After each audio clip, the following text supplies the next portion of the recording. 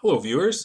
Now we're running pretty short on time, so I'm going to try and power through this next tip as fast as humanly possible. But tip number 4 is to allow sorting on aggregate columns.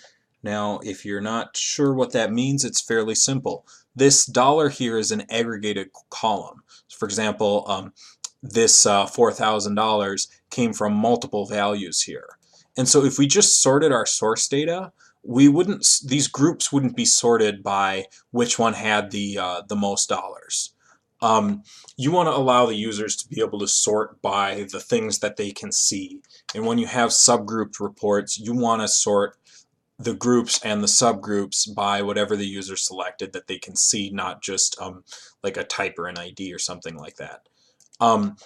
So let's get into how to allow the user to sort by any of these 4 columns. So to begin with, I am going to go into my Moxel and I'm just going to create the parameters that allow us to do this. So I'm going to say sort on as the first parameter, and the values that we are going to allow are group ID. We're going to call that group ID. We're going to call it group name. Now this is just things that we are picking. These don't need to be specific to anything. So I'm going to call the dollar amount, actually I can just call it dollars. So I'm just going to call it $sign and quantity. So these are going to be what we're going to let ourselves sort on. And all we need to do is remember what we picked here, because we're going to be creating an expression that depends on what these values are. So I'm just going to save that off on my snipping tool so I can look at it later. Hit OK. And then we're going to add one more parameter, which is going to be sort direction. Unfortunately, in SSRS, we can't parameterize sort direction, so we have to do a little bit of a goofy thing. But the value for ascending is going to be ASC all caps, and we're going to have the label for that. Specify to the user what ascending means, because you never know. It's always good to be explicit, and descending is going to be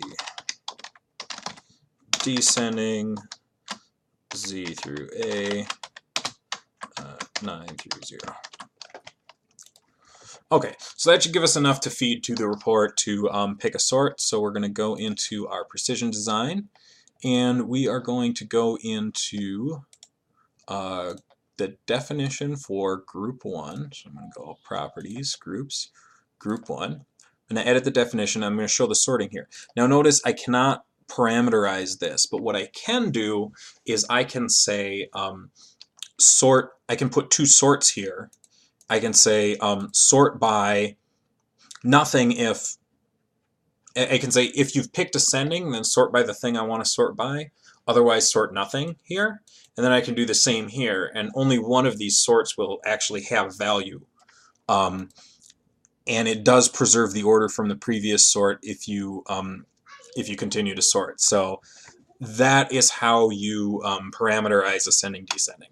That'll make sense here when we look at the picture. So to start off with, this is the ascending direction. So we're going to say if the parameter for sort direction does not equal ascending, then we're going to sort by just a blank string. So everything gets a blank string, so it just ends up in the same order. And if the sort direction parameter was ascending, so it wasn't not ascending, then we're going to sort by the rest of this stuff that we're going to put here. Okay, so what we're going to put in here, this basically says we're going to sort by ascending this, and what we're going to put in is a big giant switch statement. Now how a switch statement works is it takes pairs of parameters. The first parameter is Boolean, the second parameter is some object. And it goes through that list and looks for the first Boolean expression that evaluates to true, and then it returns the parameter after that one. So on this switch statement, I'm going to make this very, very big.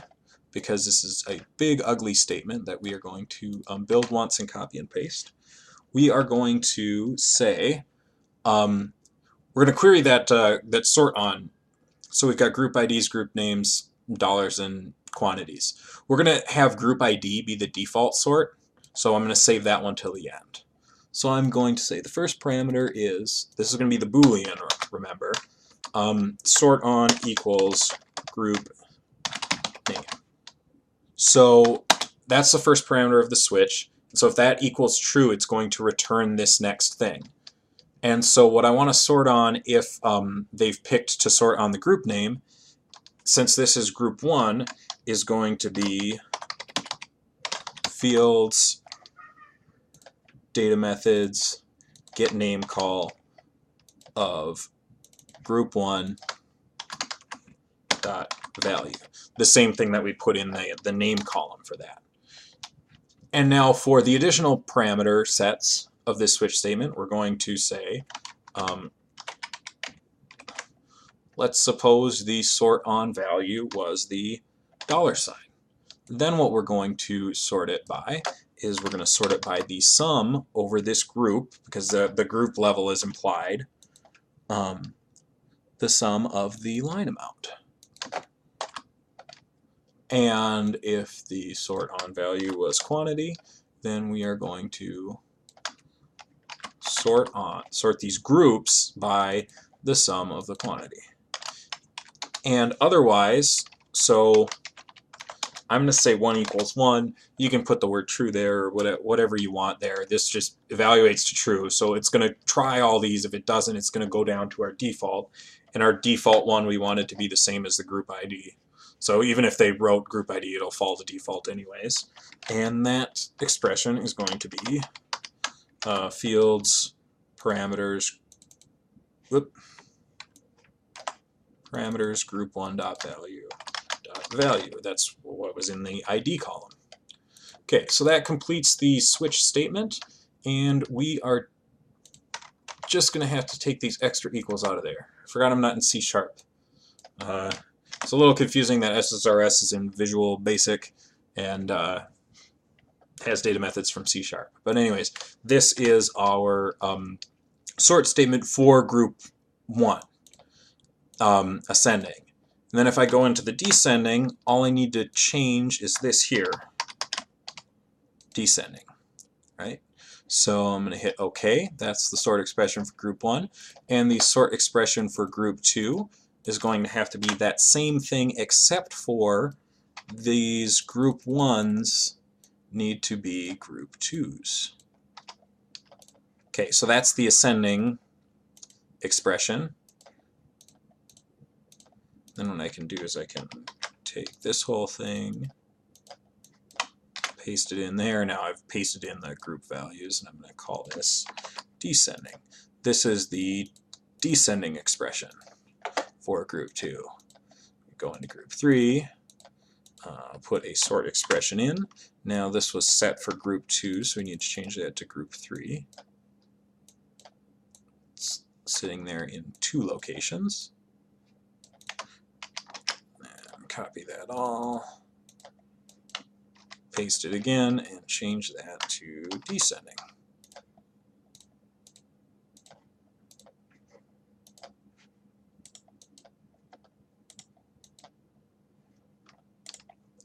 All right, and that is it.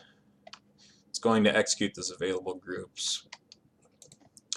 It doesn't execute that slowly. It's a little more sane about when it executes query parameters for dropdowns when the report is published. This design preview is really goofy with stuff like that. So I'm going to say customer invoice item, and I'm going to sort on a descending dollar amount.